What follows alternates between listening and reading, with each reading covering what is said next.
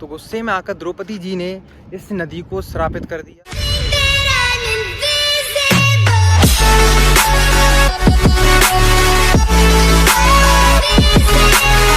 तो hi guys, आज हम जा रहे हैं एक श्रापित नदी के पास। इस वाले लोगों ने धौलपुर में श्रापित नदी के बारे में सुना भी होगा और काफ़ी लोगों ने नहीं सुना होगा।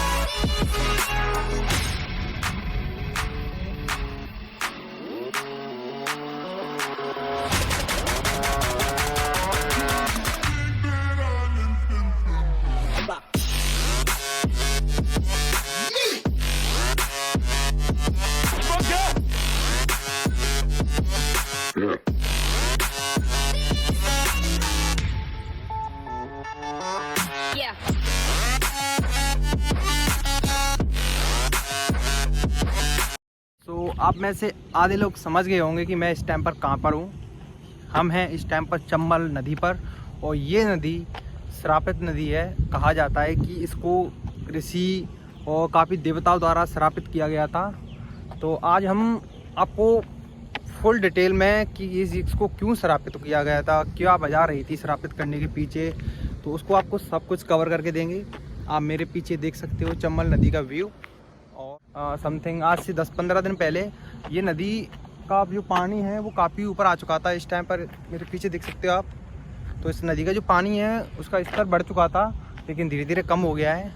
और अभी आपको इसके बारे में पहले मैं ये बता दूं कि ये नदी कहाँ से स्टार्ट होती है। ये जनापाव बाच पॉइंट के मुँह से निकलती है और इसकी कुल लंबाई है 1024 किलोमीटर। इस नदी की जो लंबाई है ये 24 किलोमीटर। इसके अंदर काफ़ी सारे जलों से होकर निकलती है। जिस टाइम हम जिस पुल पर हैं वो है धौलपुर का पुल, और जिस पुल पर अभी इस टाइम पर हम चल रहे हैं ना, ये बंद कर दिया गया है सरकार द्वारा। और इसके बगल में इस साइड आप देख सकते हो नया पुल बना दिया गया है। तो इस नदी को अभी आपको नीचे से भी दिखाएंगे हम जाकर। अभी फ़िलहाल ऊपर ही है, पुल के ऊपर है। यहाँ पे बस पैदल लोगों के लिए और बाइक वगैरह निकल सकती हैं। बाकी और जो भी वाहन होते हैं बड़े बड़े वो बंद कर दिए गए हैं, क्योंकि वो नया पुल बन गया है। और जब भी ये नदी का स्तर बढ़ता है ना, देख सकते हो ये इस पुल के ऊपर से चलती है, काफ़ी ऊपर से।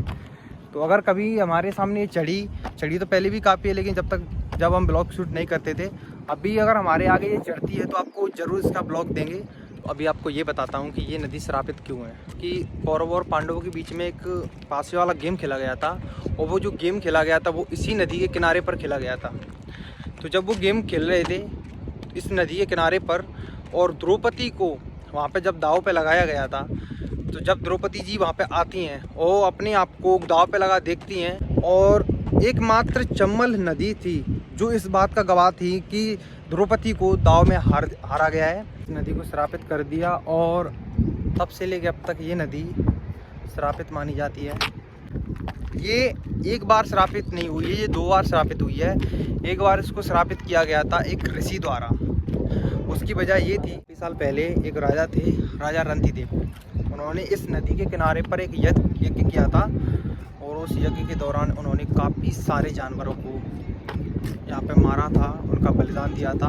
उस चक्कर में एक ऋषि को इस बारे में पता चला कि इस नदी के किनारे ये सब हो रहा है, काफ़ी सारे जानवरों को मारा जा रहा है, उनका गला काटा जा रहा है। तो उन्होंने गुस्से में आकर इस नदी को श्रापित कर दिया। तो तभी से कौरव पांडवों का जो गेम खेला गया था, उसी समय से महाभारत काल से इस नदी को श्रापित नदी के नाम से भी जाना जाता है। चंबल नदी श्रापित है, और ये बताया जाता है कि ये नदी सबसे ज़्यादा शुद्ध भी है, क्योंकि कोई भी धार्मिक शहर या कोई भी बड़ा शहर आबाद अब तक नहीं हुआ है। उन श्रापों के कारण ये नदी अभी तक श्रापित है, और इसी वजह से ये नदी सबसे ज़्यादा स्वच्छ मानी जाती है। तो गाइस, तो अभी चलो आपको मैं इसको नीचे से भी दिखाता हूँ जाके।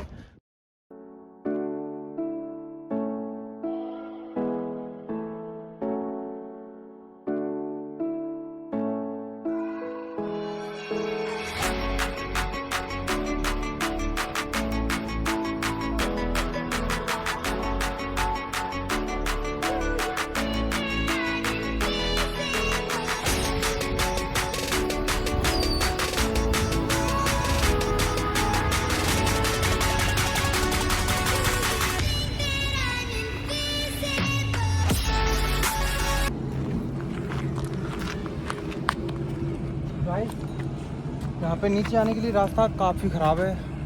अब मेरे ऊपर देख सकते हो, काफ़ी ऊपर से हम उतर के आए हैं और अभी भी थोड़ा हमें नीचे जाना है। यहाँ पर आने के लिए कोई स्पेशल रास्ता नहीं है, आपको ऐसे ही आना पड़ेगा। अपनी बाइक को अपनी आप से बहुत दूर छोड़ के